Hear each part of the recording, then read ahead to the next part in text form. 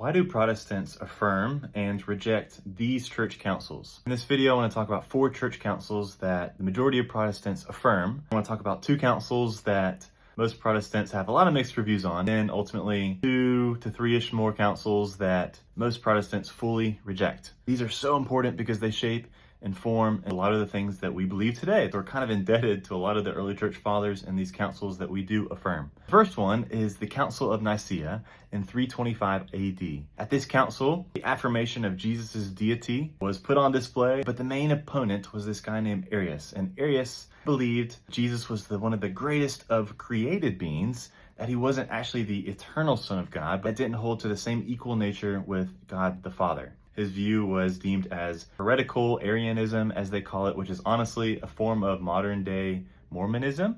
At the Council of Nicaea, they affirmed the deity of Jesus Christ. The second council is the Council of Constantinople in 381. And here at this council, they reaffirmed the deity of Jesus Christ, but also affirmed the deity of the Holy Spirit. He was equal in nature with Jesus the Son and God the Father. 2 of the main opponents, Arius, but also a new guy named Apollinarius. He believed that Jesus Christ was God on the inside, but man on the outside. He had this confused view of the natures of Jesus Christ, and Apollinarius was also condemned, and those 2 views deemed as heretical. Also at the Council of Constantinople, a Trinitarian theology and language was affirmed and strengthened. And the third one is the Council of Ephesus. In 431 AD, the 2 natures of Christ were affirmed, being in union with one another, in unity in one person, not to be separated. Main opponents were this guy named Nestorius and this guy named Pelagian. Pelagian believed that Jesus was just this great moral example, this moral teacher,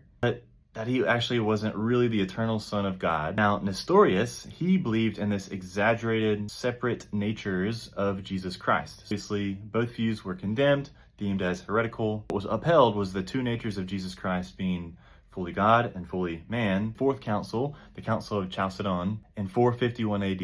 At this council, the 2 natures of Jesus were affirmed as being distinct as one person as Jesus Christ, but not mixed together as some opponents were arguing. A guy's named Eutychus, and they did believe in the mixture of Jesus's natures, that there was this confusion, this blendedness that exists. And it was actually at this council where the theological word hypostatic union was kind of cultivated and affirmed, where Jesus' 2 natures existed as both fully God and fully man at the exact same time, and one person as Jesus Christ. I'm going to talk about the next 2 councils that were mixed reviews, and then the final councils that most Protestants disagree on in the next video. Thanks guys for watching this. Please like and subscribe to the video if you like it. We'll see you guys in the next video.